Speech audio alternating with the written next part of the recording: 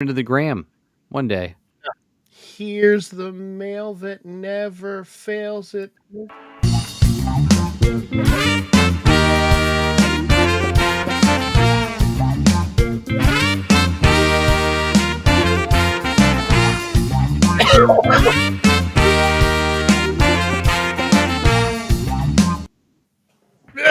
Excuse me.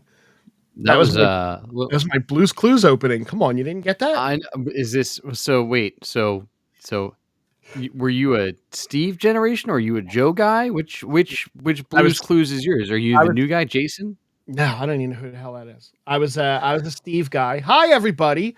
Welcome to the Geek Spot News slash Blues Clues rewatch podcast. Thanks for finding Lost the geek all of spot, our everybody. we just lost all three viewers. Um yes, no. Hey Dom. Uh thank you. Thank you. It fit. Nice. Tom likes my shirt. It fits with the Blues Clues theme, sort of. It does. It Um, does. Everybody loves. no, but back to your question. I was a Steve guy, um, Okay. and when my sons were young, it was Blues Clues. Then it was Lazy Town Mm-hmm. and Dora were the three that he really liked. And Lazy Town was actually it was a cross between horrifying and awesome at the same time. Well, the lead guy was an Olympian. Which the The good guy. hero. The Yeah, hero was okay, an yeah, Olympian. yeah, yeah. The other guy passed away not too long ago and He actually played roles in some other things. he did. Robbie Rotten. If Yeah, you yeah. And the little girl looks just the same, but is like 20 years actually, older now. I never looked her up. I wasn't sure where the age gap was to look that up. Well, they're also Swedish. Okay. It was a Swedish show. It wasn't I wasn't remember. American at all. Um, it was and then a couple years ago, Steve came back and dropped that freaking Instagram message that like punched everybody in the stomach. Remember the explaining why he left and like there Yeah, were all the well, they rumors. did it well, but then he's been back. He's been back a lot, even though he left. Right, but I mean that initial, like, post, Um, that initial drop that he made where he, like, was, like he's talking, like, he was all quiet, and he was explaining to everybody why he went away, and it was like, "Oh my god," like, I teared up. yeah, well, they're all in the movies now. There was Right. a Blues Clues movie not too long ago. All the guys were in. Hey, Charles, how are you? Hey, Charles. And then Joe, the one after Steve, Right. I was saw a also little the bit. voice of Bot in Team Umizoomi. Yeah, I don't know that one. So he's been doing okay. He looks not very much like he did on the show anymore, Joe. Oh, but But they're all yeah, very dude, successful. I remember when the video dropped, I was at work, and I watched it, I, like, had tears in my eyes, like, "Oh my god, he Yeah, good vi."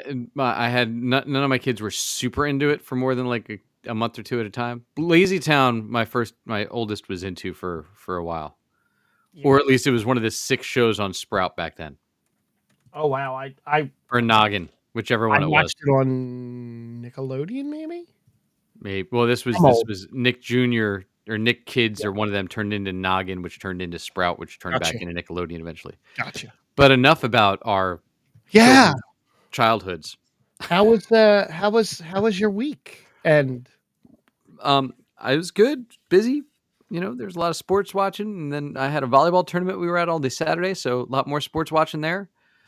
And then some more sports watching, and caught up on some shows. I found a Netflix show that I probably should have watched over the last few years and didn't, so I've been binging Louder Milk. Friday night? Oh, No, Rob Livingston, not your boy from Early Edition. mm, Um, and both black hair. I mean, they're the same guy. sure. And but yeah, Louder Milk I started binging, which is pretty good, and finished some other shows and waiting for new stuff to come out. That's where I'm at. So not crazy busy. How about you, man? What have you been up to? Lot of sports this weekend. A lot of Flyers. Watched a lot of hockey. Just as the Flyers started to turn the corner, they turned the other corner this weekend. Dropped a couple of heartbreakers, but yeah, I think we were talking before the show when we were sitting in the green room. Um, we, we were talking before the show that we both went and watched a little bit of the Eagles last week. So before Dom shits all over us because of the Eagles, I didn't expect to win. I didn't expect a loss that bad, but I didn't expect to win. Yeah, that's fair. I don't think anybody expected the Eagles to win. Yeah. It And has I'm okay. provided me numerous memes to send you for the last week, though, which I have greatly enjoyed. Yes, you have. And Look, I'm really happy that Lamar Jackson's doing good because he's getting me points in my fantasy league. Although I did just lose Josh Allen, so there's that. how did you lose Josh Allen? Didn't they lose? The Buffalo Bills They lost? did. They did. So I'm still blocking that out. Okay. That the NFL scriptwriters hopped in and decided that they needed some more Tay in their lives. Yeah. Actually, they need more shirtless Jason Kelsey. Oh my God, he's a rock star. He's amazing. I did have a friend on Facebook that I went to high school with that was trying to spin the narrative of, it's okay that he roots for his brother, but he shouldn't be wearing their colors. And everybody's like, stop it. I mean, stop it. Look, so they're Browns fans, first of all. Right. They grew up in Cincinnati, but they're Browns. No, they grew up in Cleveland. Oh, they went to Cincinnati. Cleveland Heights. Yeah. They went to University of Cincinnati. That's right. But yeah, they are Cleveland boys. So that's fine. Whoever they want to root for, it doesn't matter to me. I don't care. Kylie, Jason's wife, yes. If to bring it back to non-sports entertainment, the movie Kelsey, she talks about. She'll go support Travis, but she will not wear Kansas City. No, and I appreciate that. Because she is a diehard Eagles fan, and that's good. For Jason, I don't care. Let him whatever he wants to wear. Go have fun. You get pounded all game long. You're doing the brotherly shove. You're getting your ass beat. Wear whatever the hell you want to wear. You're basically all but retired. Maybe. I don't think he is, though. I think he's going to come back because I think they're going to hire a good offensive coordinator, and he's going to come back for one more. I think Travis will retire either at the same time or before Jason. Oh, Travis. I'm talking about. I know. I think Travis retires this year and Jason plays another year. Is my bet. He's going to get engaged. No, because he's broken. Like his body barely works at this point. Yeah, he's in worse shape than Jason. He quietly. No, he's not. He's very loud about it on his podcast. Oh, I don't watch. I know. Jason's wife's been on it. The whole family. Yeah. Mom, pop. Yeah. Kylie's been on it twice. Not quite a few times. Twice. Before we jump into the news, since you brought up podcasts, I would be remit if I did not mention that one of my used to be favorite podcasts came back last week. Ooh, which one's that? So quick backstory. Way back when I was working in Center City, right before the pandemic hit, I found Always Hold On to Smallville as a podcast. And I would listen to that on the train back and forth, starting early in the show. And then I kind of skipped around and then I started listening to episodes of episodes of the show I liked. And then Michael Rosenbaum, who played Lex Luthor on Smallville, and Tom Welling, who played Clark Kent on Smallville, started a podcast called Talkville. And at first it was really good. And then I started to notice the cracks that the other fans started to notice as well. And they just started season 4 last week. It was the introduction in Smallville, the introduction of Lois Lane, Erica Durance. Yeah. And wow, does Michael Rosenbaum hate Smallville? Yeah. And his time on Smallville. And he hates listening to Tom Welling actually talk about stuff that people want to hear because he's not the center of attention on it. That's how it feels. Yeah. He also, he hates that. He hates the time. Yeah. He's not a fan of any of it. No. And you and I were texting before, and I said that this season is probably going to be a season where he really shits on the show because they kind of go off-road into magic, and all kinds of weird storylines that they do. Yeah, season 4 they introduce Lois Lane and then jump away from her because they don't know what to do with her yet. Well, because they weren't really allowed to have her as a full-time character on the show yet. They from listening to discussions and different stuff, they weren't allowed to have her as a full-time character yet. It wasn't until like 5 or 6 that they actually were Yeah, able she to. was a recurring guest star. She was also just a casting agent. So, Right. But listening to some of the stories from Tom's side of stuff was really good. But man, does Michael Rosenbaum hate that show at this point? I mean, he might be one of the most clueless people I've ever listened to talk.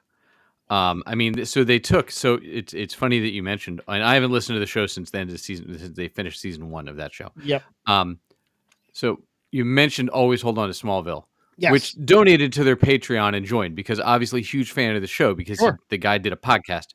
Yep. Rosenbaum saw that and said, "That's a great tagline for my show," not knowing that was already a podcast. Or if he did, just not caring and blowing right past it to not influence his ratings at all. And just said, "We're going to use that as our tagline every episode now. Always hold on to." I was like, "Oh my God." That's the most ignorant thing I've ever seen. I've read some some fan reviews of meeting them at cons, and some of the fan reviews are not pleasant for both of them. Like they're real stiff and they're not really as friendly. Now maybe that was a couple years ago, but I think Tom kind of more rolled into it a little bit more and is kind of like accepted it now at his age. Yeah, I think Tom had to get through his Lucifer thing. Yeah.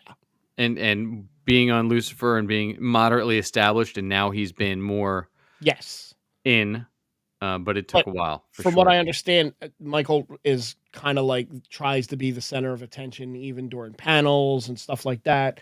And I'm sure the cast is all used to it and they're all friends and that's great, but he's a big star. Huge star. Sure he is. He's the biggest movie star he's ever met. Oh, man. Yes, because he's really good friends with James Gunn. That's why James Gunn gives him all the big roles, like Martin X. Yeah. Speaking of big movie stars, there's a new biopic being filmed. Okay. This is the Richard Simmons biopic starring Pauly Shore as Richard Simmons. Richard Simmons is really not happy about this. I would assume not, because he's fine and dandy. He basically came out and he doesn't appear in public at all anymore. He doesn't post anywhere. He's like gone from the public eye. He released a statement through a publicist. It was actually per Variety. Richard Simmons now disavows the biopic films since the team did not consult him in the process. He released a statement on Facebook that he had never given his permission for the movie.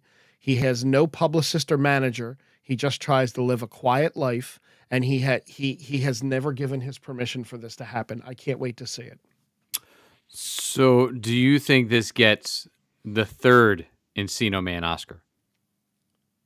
What? It completes the trifecta.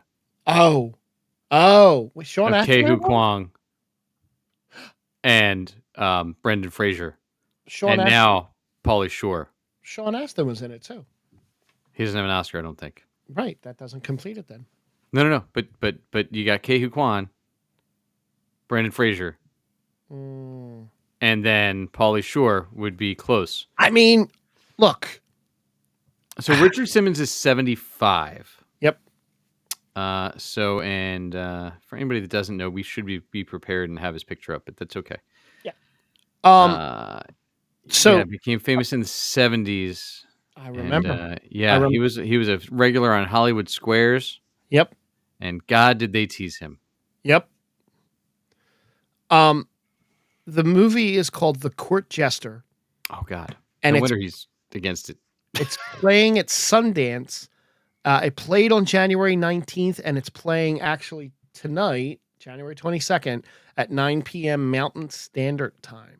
Speaking of Sundance, do you have in our news run what this is the 30th anniversary of today? I don't, but you're going to tell me. It's the 30th anniversary of Clerks premiere at Sundance. I did see that. I forgot to grab it. So congrats to Kevin Smith on still being relevant. Well, and still making movies. and making the next Jay and Silent Bob movie soon. Look, and we got the 4:30 movie that he used to pay himself for his movie theater as a set. That's not doing too well. Which, if you've never seen, gone to the website to buy tickets for his movie theater, it's amazing because they're like, hey, literally on the website, it says, hey, if Kevin's involved, it's probably not going to start on time. Oh, yeah. It's definitely going to start late, maybe 45 minutes to an hour. And then there'll probably be some stuff afterwards too for a few hours. So get here plenty early and plan to stay really late for whatever you bought tickets for. Right, because they do like an auction of like movie memorabilia and stuff before. Yeah, and you got to wait till he gets there, which is whenever he gets there. Whenever he gets, and then afterwards he'll run a Q&A for a movie that he has nothing to do with. Yep. And hang out for another hour or two, and you don't want to leave at that point. They're doing a Clerks all night. They're running all 3 Clerks. Everybody gets locked in and stays up all night watching Clerks. I would take a day off to do that. 2 days off with Kevin and Jay. Yeah. So we've mentioned before about the Disney characters entering the public domain. Mm-hmm. And we're eagerly anticipating Winnie the Pooh Blood and Honey 2. Right? Eagerly. Which has an end credits scene. Oh, God. Which features the teaser for Pinocchio Unstrung. The next horror movie from the same guy that's doing Blood and Honey. Well, I would assume Pinocchio has been public domain for quite a while. Maybe, but this is the latest childhood classic to get a horror movie treatment. No details about the movie. Cast and crew will be announced soon. Yeah, this guy also had a lot to say about the Steamboat Willie stuff that got released a few weeks ago. He did. And what they were doing wrong and how it needs to be done to do it right. And that you can't just... how they're probably going to get in a lot of trouble because it doesn't seem like they're actually steering far enough away from the actual imagery and updated imagery and things like that. There is a lot of talk right now about Superman. I do have close. something. It's only 3-4 years away, I think, from public domain. I have something about that. This movie is planned for late 2024. Okay, that's fine. It's this year. That's fine. Sooner than any Marvel movie. That's fine. I'm in. Sooner than any Marvel movie. Except for the 3 trash ones. Well, two trash ones and maybe, fingers crossed, one good one this year. What trash one? Well, Madame Web's out.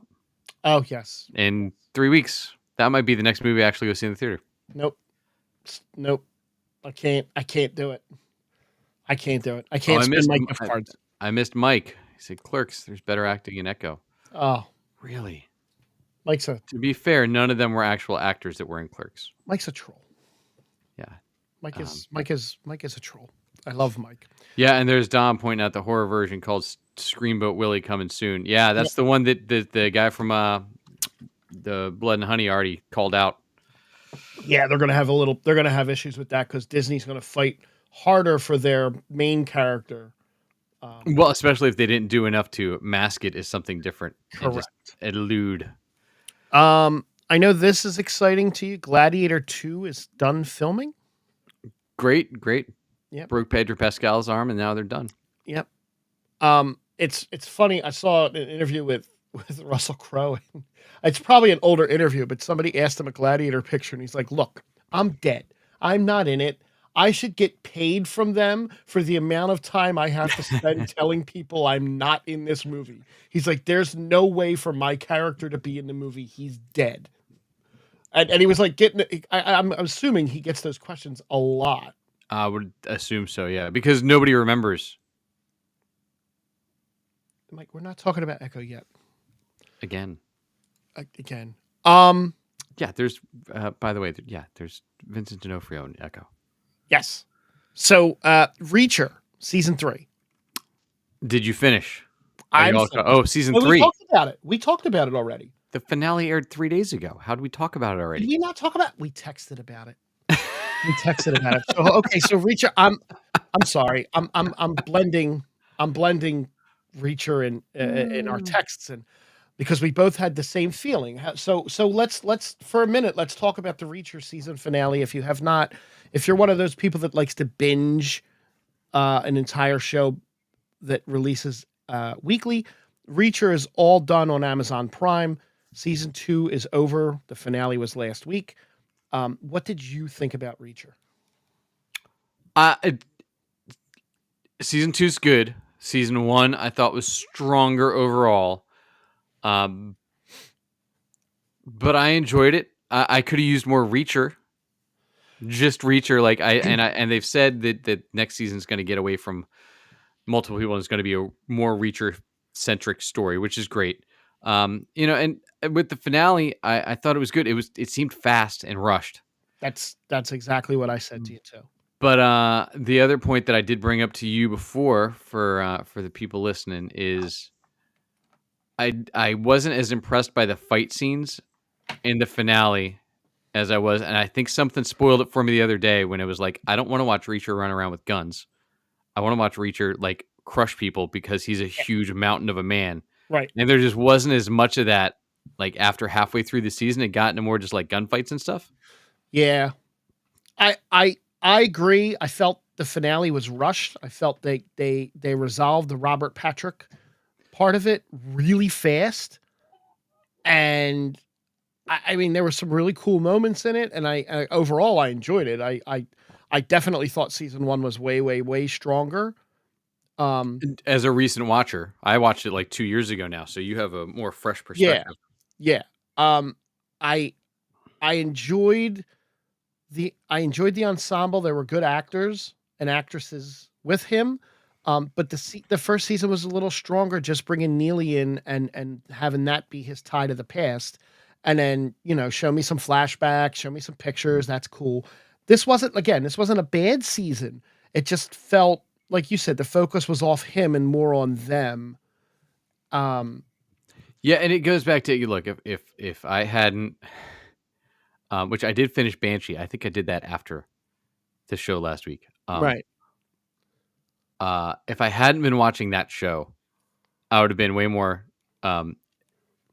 bought into the Reacher thing. But and just look again, anybody that hasn't watched it, Banshee on Max, it's like 6 years old at this point. It stars Anthony Starr, Homelander. And it is probably one of the most cohesive shows I've watched in years, with amazing, amazing fight scenes. So every other fight scene that I've seen for the last like month or so is just trash compared to the fight scenes that were in parts of that show. They were unbelievable. So I think there was that opportunity in there, and I think they could get better with it. But we'll see what happens.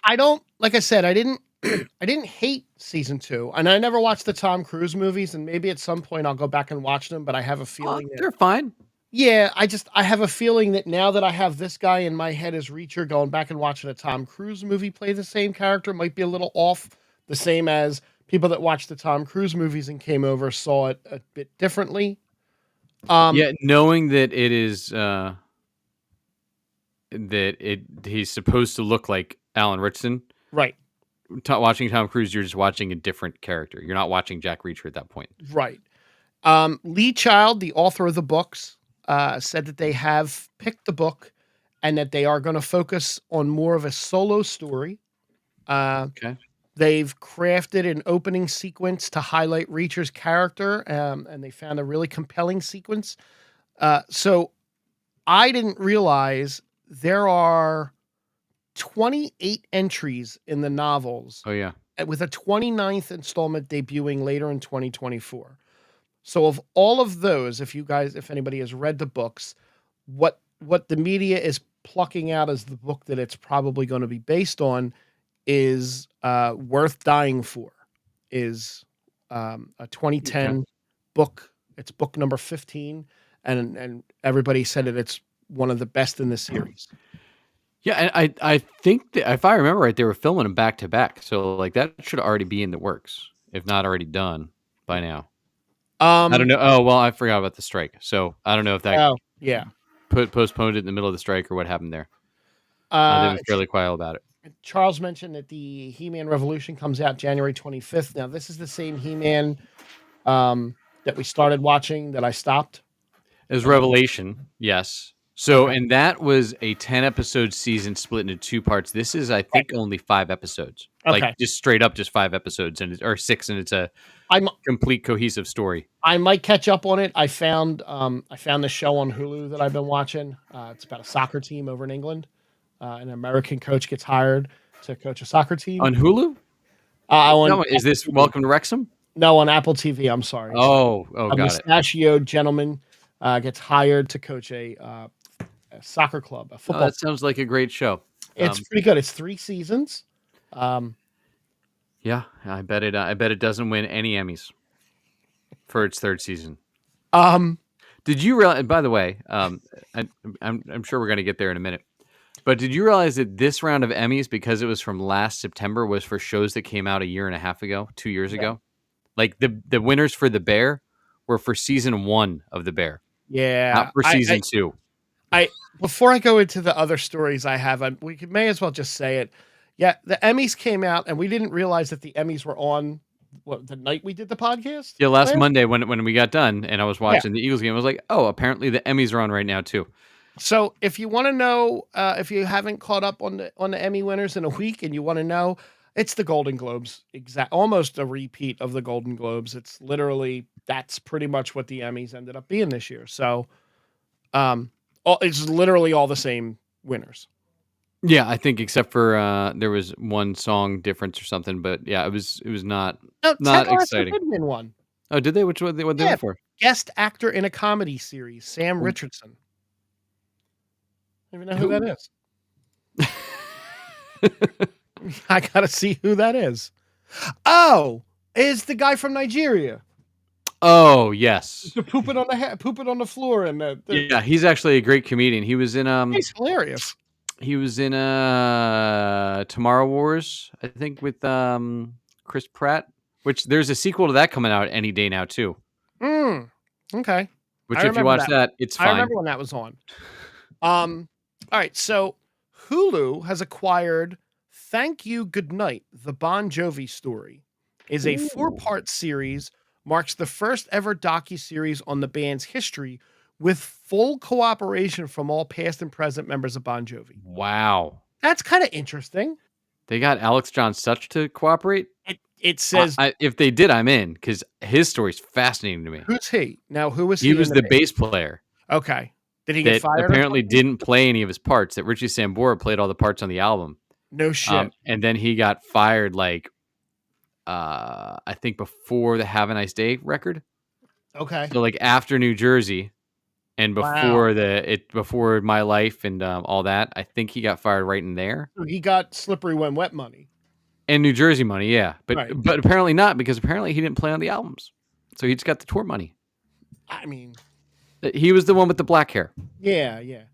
Yeah, so, I don't know. I'd be intrigued to see. I'll watch that. I don't watch many of these specials, but I'll watch that one. I'll definitely watch it. I've seen a couple TikTok videos coming through my feed where they're isolating vocals and taking out the music, and I love when you see that stuff because usually it's really, really good, and Bon Jovi's is really, really bad, really, really bad. Yeah, it's Richie Sambora makes him sound good. Yeah, because Richie Sambora's got a great voice. Yes, he does. But he also has a voice for backups. Yes. He's a great backup voice. He's not a lead guy. Side note, albums have shown that. Crush won a Dead or Alive in Rock Band, but that's a whole nother great. story. Yeah. Invincible Season 2, March 14th. Yes, I'm excited. So am I, because now I'll actually watch it. Yeah, let's go and let's get through it. And Season 3 don't take 3 years to come out because these are short seasons. I'll watch it in February, so I'm caught right up and boom, right in. Sounds right. I was just gonna say something else. Oh well. Anyway, we don't have a ton, and I do want to go and make sure that I get to wrestling tonight because we're starting the road to WrestleMania, which is in Philadelphia in April. I've mentioned it before, so these shows kind of are all building towards that. But first, I have 2 quick little lists before we get into the other fun stuff. Yeah, let's do it. I can't wait for you. I'm going to do the zombie list first because of my love of zombies. This is Screen Rant's 10 best zombie TV shows ranked. This is updated 3 hours ago, so this is recent. Okay. Right? I'm sure you've seen all 10 of these. Well, I hope 5 of them are Walking Dead spinoffs. I am going to put the over-under at 1, and I'm going to take the under. Okay. I will bet that I've seen 4 of them. Okay. And I'm going to take the parlay. I don't even know what that is. The first one here, coming in at number 10, Daybreak from 2019. 1 season, 10 episodes. I think I did watch Daybreak. It was I don't remember that being zombie. I thought that was more vampire. It said with a comedic angle to the zombie apocalypse. 17-year-old high school student high school. Oh, it's on Netflix, Josh? I think. Okay. I did watch some of that. Okay. Number 9 is Helix. 2 seasons, 26 episodes. That aired from 2014 to 2015. It was on Sci-Fi. No? Nothing. No. I was right. Daybreak is on Netflix. And Okay. I have watched a little bit of it. But you never watched Helix? No, I've never even heard of Helix. Okay. Helix was on the Sci-Fi channel. I was not a big you were a Sci-Fi Guy network. I was not a Sci-Fi Network guy other than the first half season of Stargate SG-1, which was really on Showtime. So not even Sci-Fi still. That's when they showed the boobs. Yeah. Yeah. Number 8, Fear the Walking Dead, 8 seasons, 113 episodes. I know you're all caught up on that one. They said Fear is number 8? Fear is number 8. Well, this list is trash then. Okay. This was the first spinoff. Yeah. No, Fear's way better. Okay. If Walking Dead is ahead of Fear, I know this list is trash. If I've known one thing, I know that the Screen Rant lists are always flawed. Number 7, Brand New Cherry Flavor, 2021, 1 season, 8 episodes, released August 13th, 2021, starring Rosa Salazar and Eric Lang. It's a Netflix show. It's another Netflix, an aspiring film director in a sun-drenched, seamy world of 1990s Los Angeles embarks on a mind-altering journey. Yep, you didn't see that one, huh? Of supernatural revenge that gets nightmarishly out of control. It doesn't even sound like a zombie show. But it's better than Fear the Walking Dead. Just keep that in mind. I think they're loose with their definition of zombie shows on this list. Well, this one's supposed to be a good one. Number 6, iZombie, 5 seasons, 71 episodes. It's fantastic. I've heard it's fantastic. This one I actually... If you enjoy Reacher Season 1, the guy that we got back this season, what's his name? The detective. Oh, yeah, I know who you mean. I Am Choppy. Yeah, he was in iZombie the whole run with Rose McGowan, who's now one of the stars of Ghosts. MacGyver. Which we all can't get enough. Rose McGyver. We McGowan. Yeah, we can't get enough. Okay, so that comes in at 6. That show was great. I enjoyed iZombie a lot. At 5 is the Santa Clarita Diet. Fantastic show. 30 episodes. That should be higher than 5 too. Okay. That should be probably top 3. I heard that was another really good one. That's another one I almost watched. Also, more for Timothy Oliphant than anything else. Number 4 is Kingdom. Our new Jimmy Olsen was also in that. Oh, yeah? Yeah. Number 4 is Kingdom. 2 seasons, 12 episodes, 2019 to 2020. This is a South Korean political period horror thriller set in a fictional, medieval-inspired time during the Joseon period. It's a K-drama. It was one of the highest-rated K-dramas. Kingdom was? Yes. Okay, sorry, I had to reboost my signal. If you notice, my internet is a little stronger now than it was a second ago. Yes, I did. Number 3 is Ash vs. the Evil Dead, 2015 to 2018. That's episodes. I love it, but it's that's like a number 8. Okay. Because I love the show, but it was not really good, except for when Lee Majors comes in and plays Ash's dad. Oh my god, Lee Majors is great. All right, so we got 2 left. I'll let you I'll let you take a stab at what number 2 is. Daryl Dixon. No. What's Daryl Dixon? No. Dead City. No. Beyond the Walking Dead. No. Close, but no.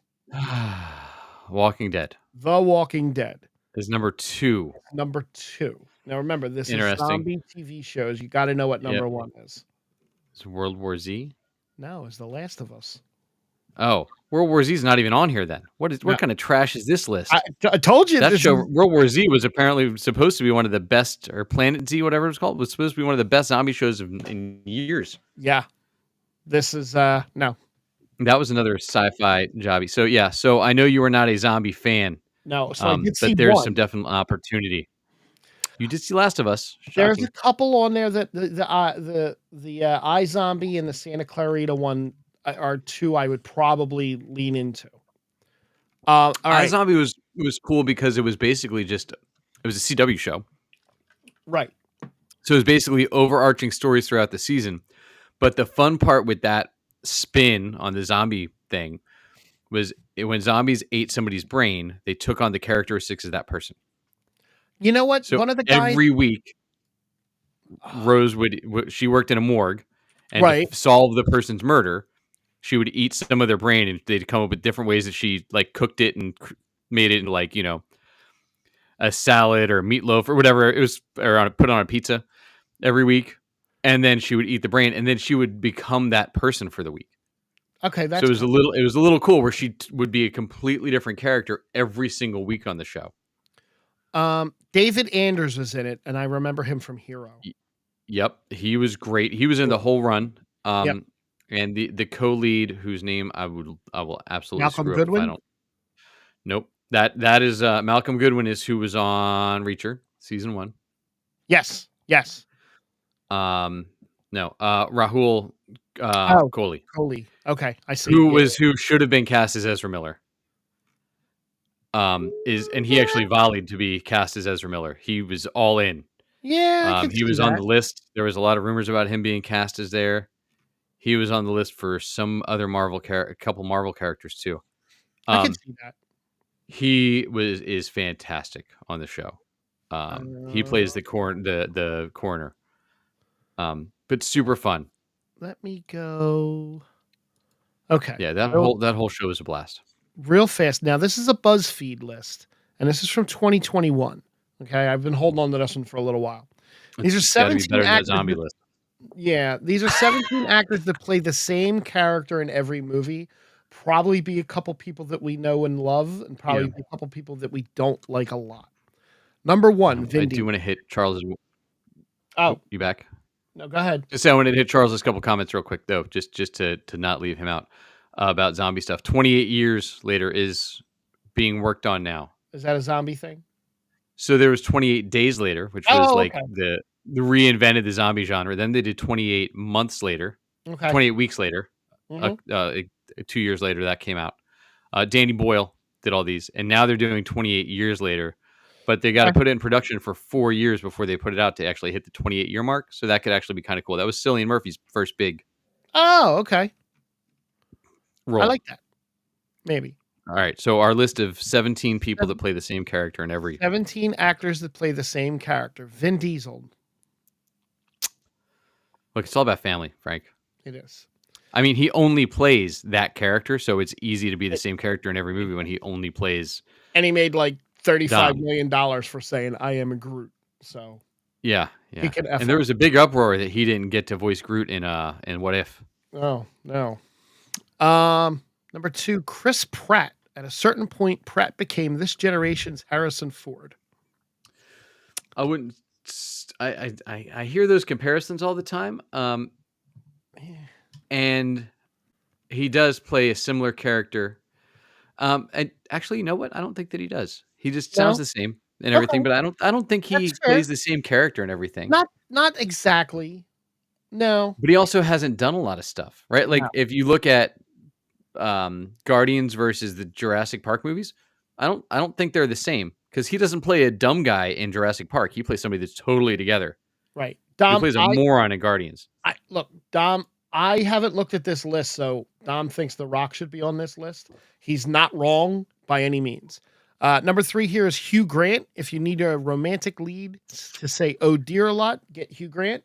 That's I'd fair. say older Hugh Grant, but not anymore. Now he just plays people that hate being in movies that pay them a lot of money. Oh, yeah. Number 4, Michael Cera. Awkward Kid. Yeah, I'd say that's fair. Okay. I mean, he's definitely been playing the same character forever. Yep. Number 5, Tom Cruise. No. No, I don't Tom think. Cruise. I don't think so. I mean, he's an action star, so Look, does he play Ethan Hunt in all the Mission Impossible movies? Yeah, it's because he's Ethan Hunt and all the mission. Sure. That's the only time that I say that he plays the same character all the time. I know I've mentioned it before, but there's a stat out there that any movie that Tom Cruise actually runs in makes a lot of money, and apparently he has it in the movie contract that he runs alone. Like when he's on screen running, there's only one movie that someone runs with him, and I think that was that Mummy movie he did. Yeah, which flopped because somebody was in the shot with him. Screwed the whole thing up, Frank. Broke the algorithm. 6, Michelle Rodriguez. Plays the badass insert cool job that doesn't have time for your shit. Yeah. I don't think but like there's people that play the same character in every movie, right? Yeah. I don't think she acts it the same though. Like I feel like there's a difference in there, right? Like I'm sure there's some people, and if they're not on this list, I'll be very upset. But like Ryan Reynolds literally plays the same person in every movie. Oh no, you're right. So does The Rock, like Dom said. And so does Kevin Hart.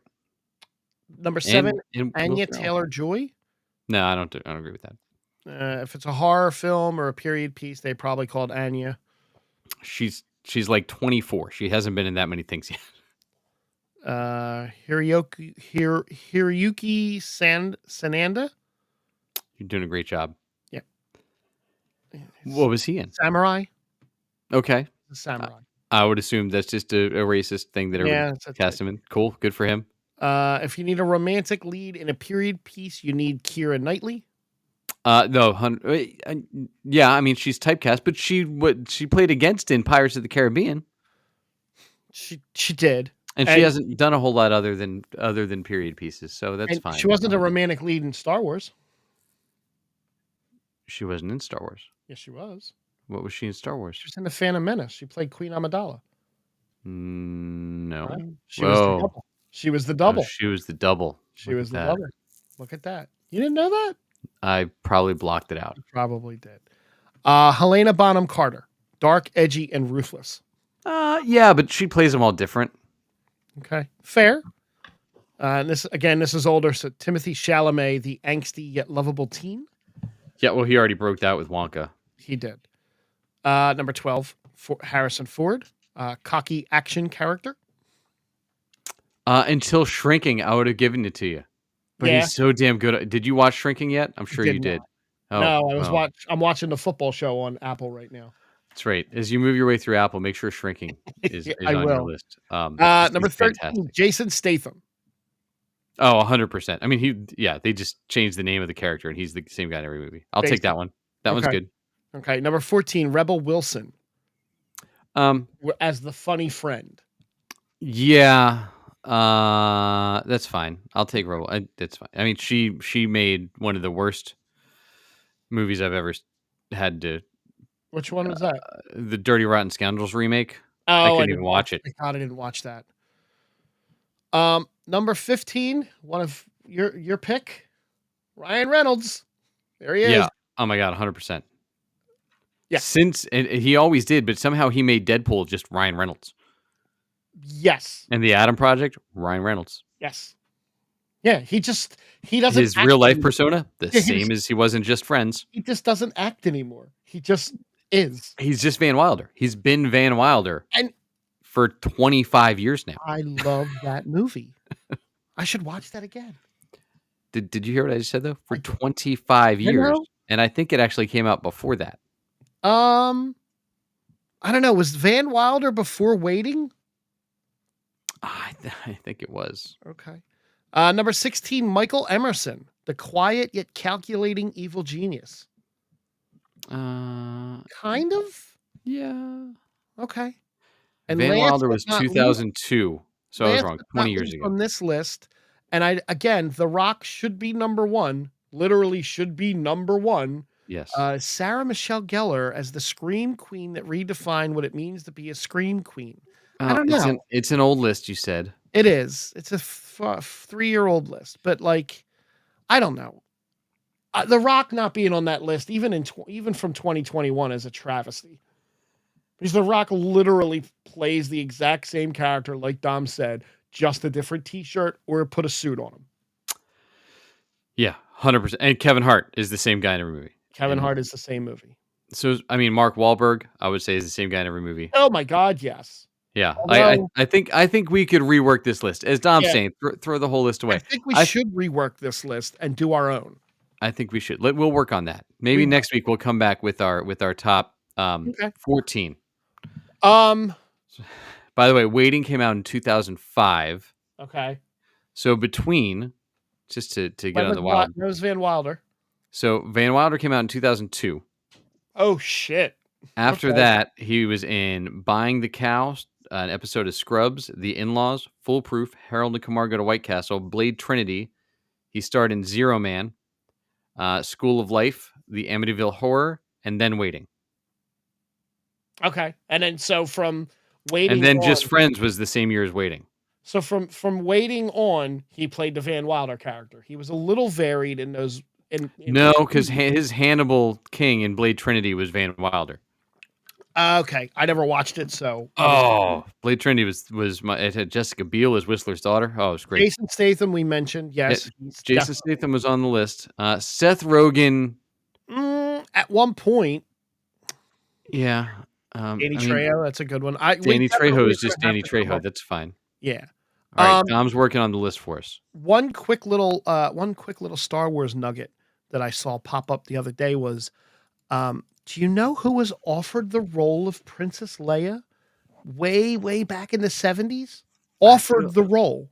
Yeah, I feel like it's somebody that is probably relevant right now, which is why it would have come up recently, right? Who hasn't been relevant in quite a while, yes. Is it Jodie Foster? Oh, look at you doing your homework. Yeah.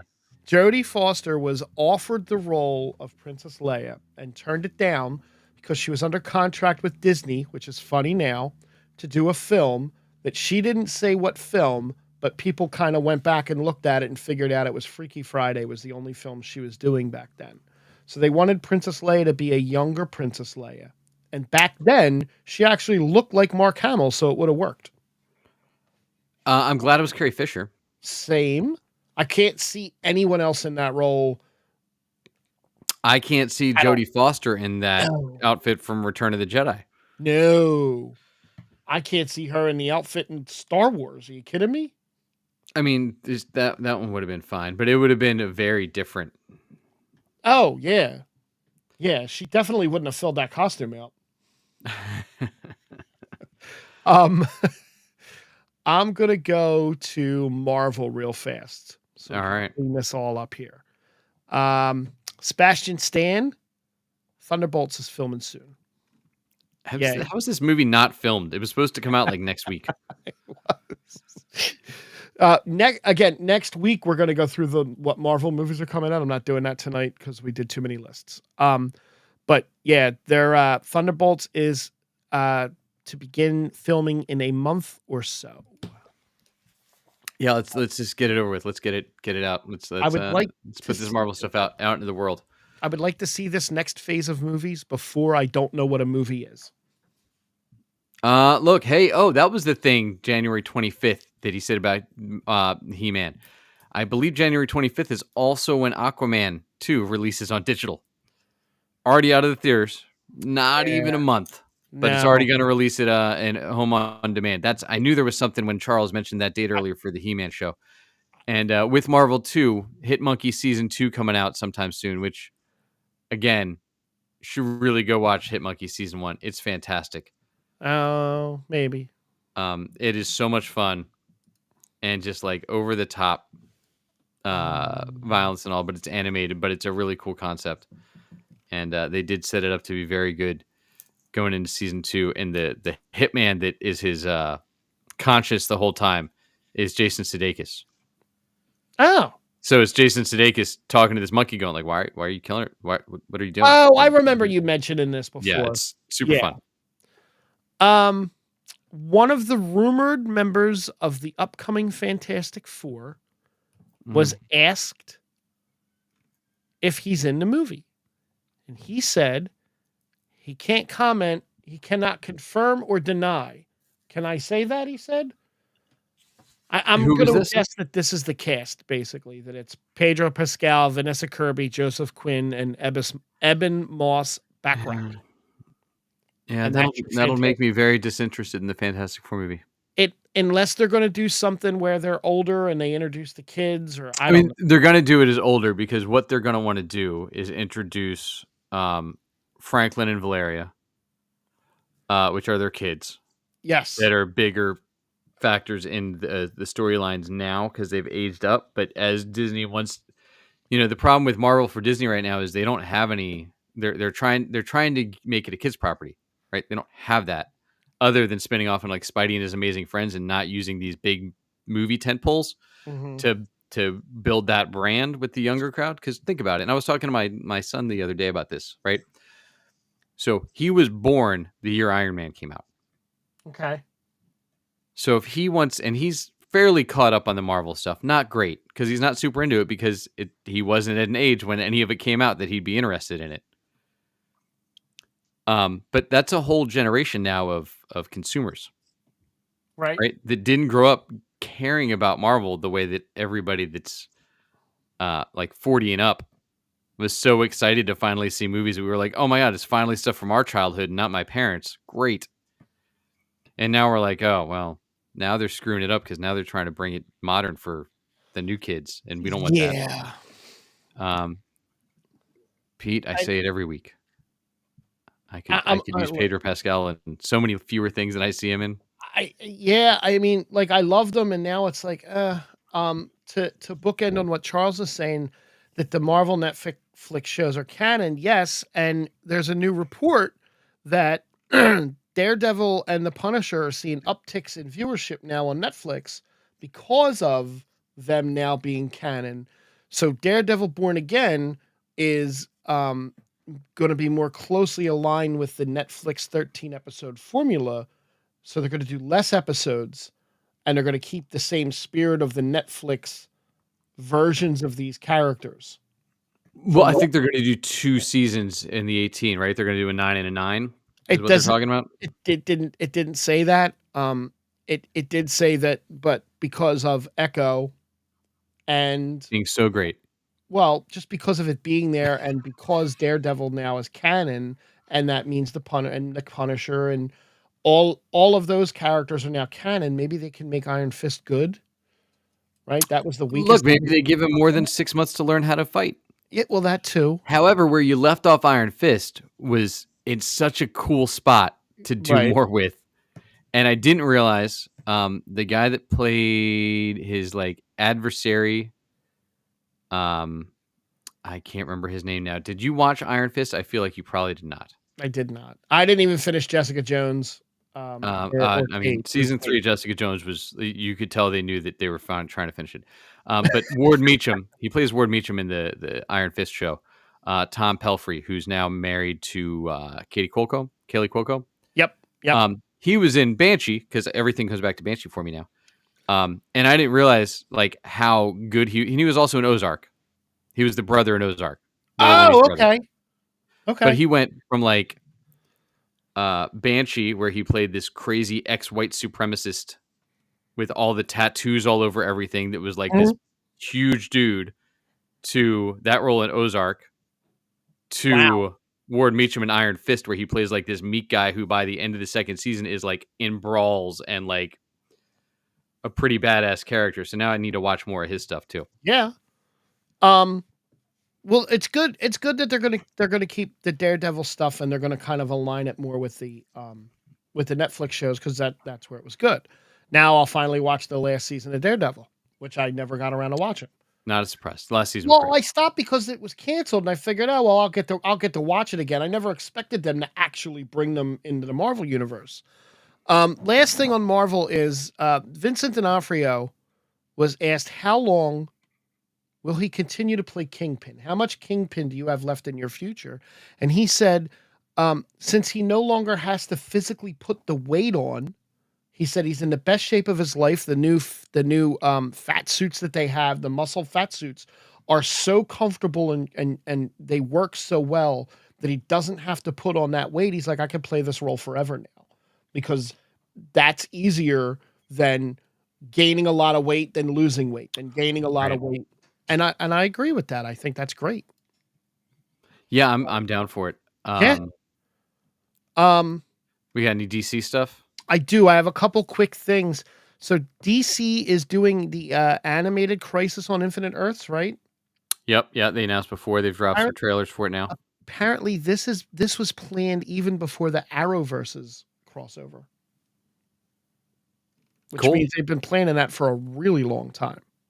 Well, you got to remember the Arrowverse crossover is only 5 years ago, and animated movies take like 5 years really from start to finish anyway. But the nice thing with the animated is like they're not restricted by budgets. They don't have to worry about making Green Arrow the center of it. They can do it with the right characters. They can actually kill Flash off. Yep. Yay. Yeah. Flash would have been much better the last 2 seasons if Flash hadn't been on it. Flash wasn't on it the last 2 seasons. Oh, that's right. Barry Allen was on it. Was it? The last thing, Allegra was on it. Huh? I said it was just Allegra. Yeah. And Chester. Somebody on Threads asked James Gunn if the Authority members being included in Superman Legacy was due to a possible connection to Superman becoming public domain. He said no story decisions were based on characters becoming public domain, but Superman and Lois Lane enter public domain in 2034. So that's not that long. Years. Right.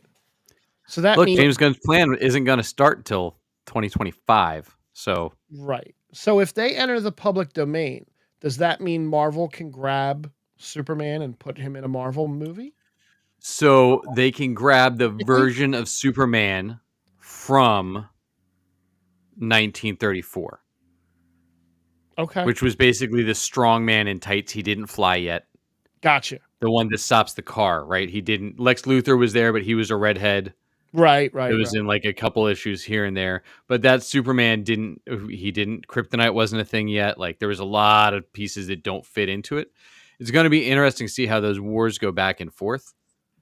I think it's really going to be a boon, honestly, for comic book writers. Okay. Once that starts happening, because then the Marvel writers can pull in DC and not get in trouble, which will be interesting. Gotcha.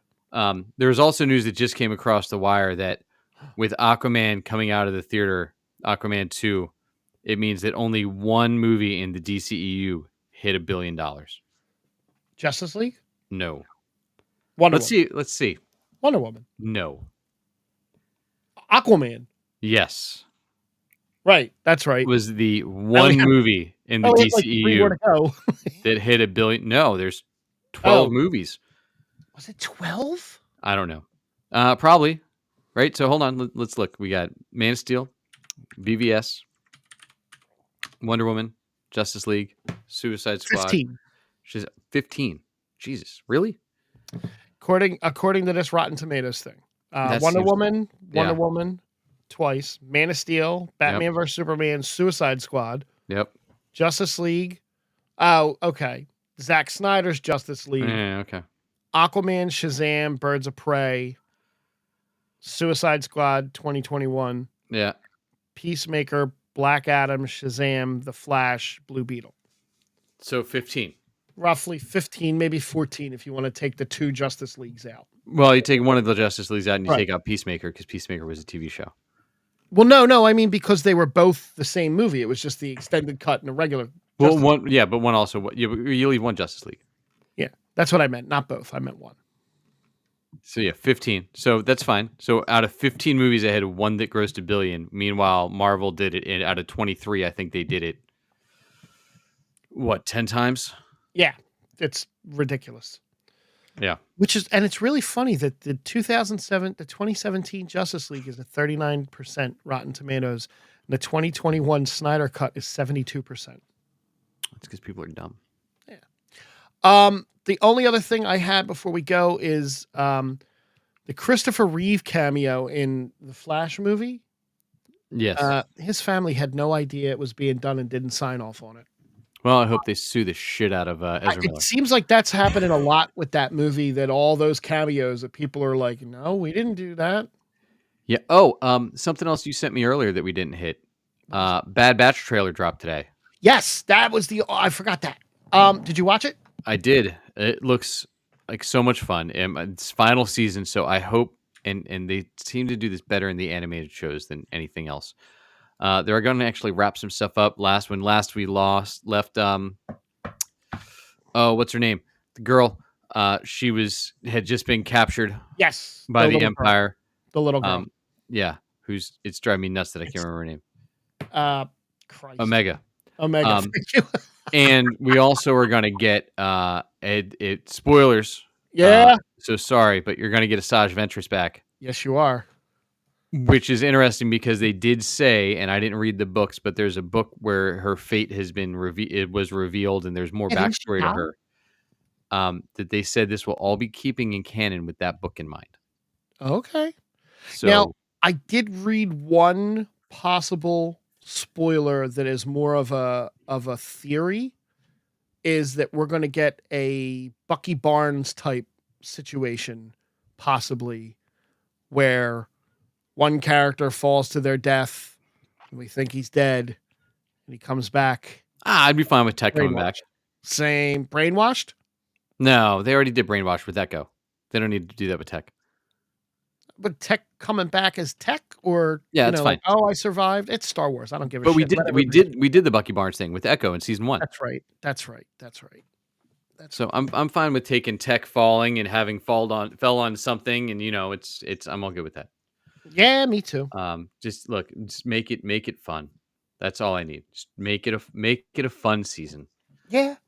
Don't waste it with filler crap like they did last season 2. Had so many filler episodes. It was brutal. When they got their storyline cooking, it was great, but there was so much filler just for the sake of having filler. That was unnecessary. That I hope they don't waste our time with that again this season. But in the meantime, while we wait for that, I think that's February 21st. So in the meantime, you can always check me out at jackkidmusic.com, see where to find me. You can, Instagram and YouTube and all the places, and the Facebook, and you can follow us in all the same spots here at Geek Spot News. Thanks for finding the Geek Spot with us. And we look forward to talking to you all soon. Thanks. Bye-bye.